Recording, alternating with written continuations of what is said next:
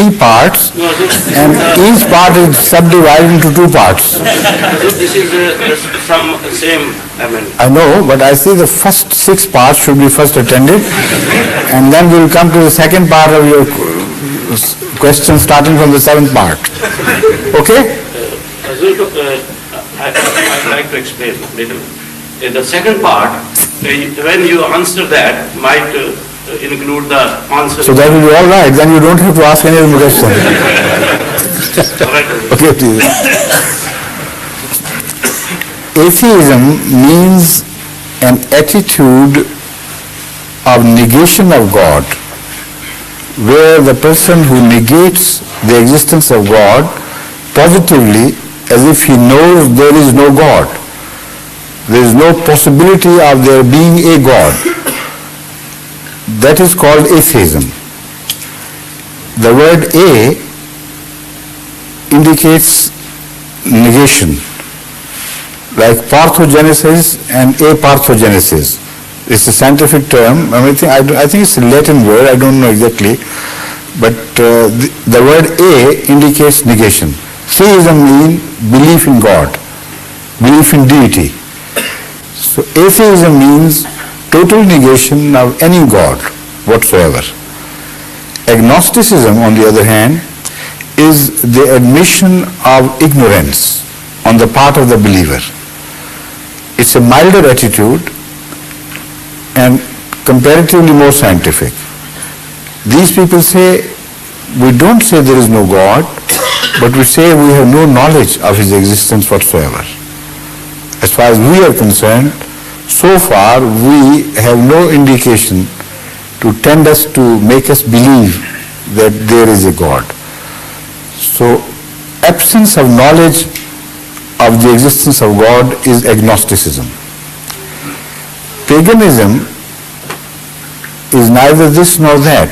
Paganism means belief not in the God as ultimate creator, belief not originating from some revealed book, but belief in superstitions and this and that, where the ignorance of man has created religions for him. Fears and hopes and things. So Greek mythology is in fact is paganism.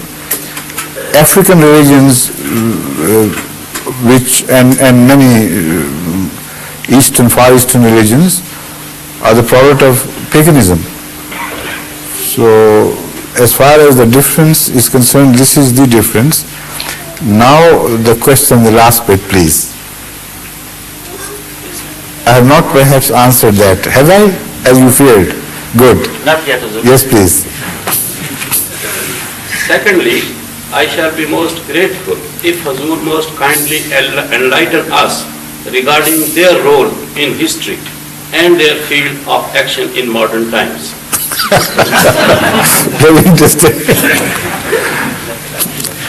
Their role in history has already been mentioned in the Holy Quran so comprehensively and so perfectly that you read the Quran and you will know the history of atheism, agnosticism and whatever ism you think of. All the history worth recording has been recorded in the Quran. So if you want me to start right from the beginning to the end, I think it's a task which will require many days of discussions. In short, they have always been at war with each other. And the idea of unity of God has always come from on high. It has descended from heaven, and that idea was ultimately broken down and split into concepts of smaller deities. Concept of smaller deities have never evolved into the idea of one God, as the sociologists would have you believe. So the Quranic recording of the history speaks of the direction of the concept of God. The Holy Quran says it was always revealed that there is one God. This idea never evolved. While the sociologists studying the history of paganism believe that religion is the outcome of superstitions born out of ignorance and fears and hopes, fears of nature, of the lightning, of the winds and typhoons and this and that, and snakes and other animals, and hopes that if you please these superior powers, they will help you, they will benefit you, they will bless you and so on. So all this, hocus pocus of sociology which you find taught in the universities of the world today is based on this concept. The Quranic concept is exactly the opposite in direction. It says it is the decay of the belief in unity which always ends up in paganism and superstitions and the concept of many gods. The concept of many gods never evolves into the concept of one God. Now this history, as you look back at the same facts, is obviously the correct picture of things. You see Judaism, study Judaism, ending up in the concept of many deities. Study the Christianity, it began with unity of God, then it got split into 3 gods, and then into many gods. So many holy saints, so-called saints, possessing many attributes of God. So this is exactly how the Surah Kahf has recorded this history. So when I say the Holy Quran has recorded this history very clearly, it has recorded the history very clearly and orderly as well, so that you can understand the phenomenon of the history. Surah Kahf, which speaks of Christianity, its beginning, its rise and fall, and ultimate destruction, speaks of Christianity as those who believed in one God. As I have just quoted, Alhamdulillah, after that it says,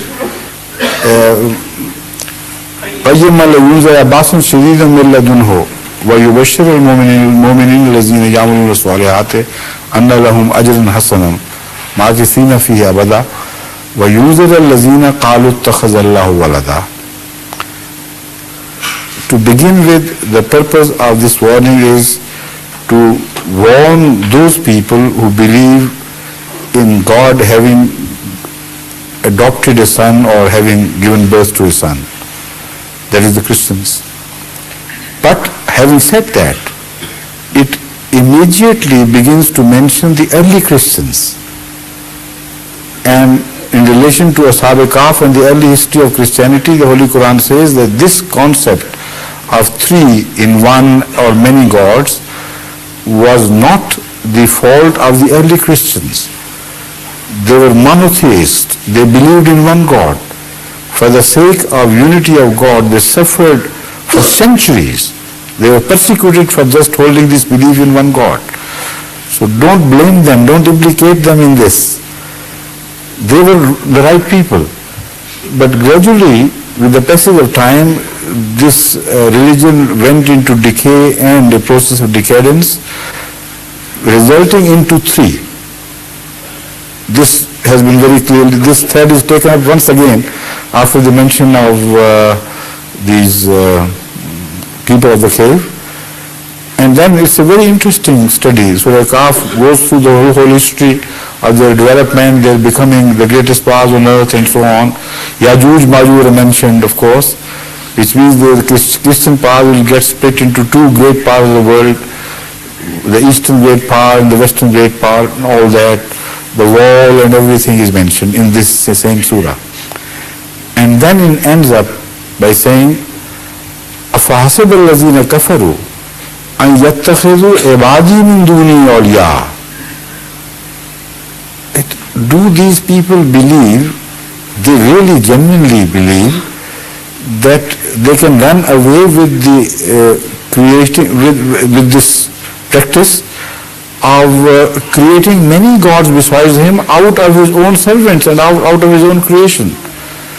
So here the 3 has got split into many.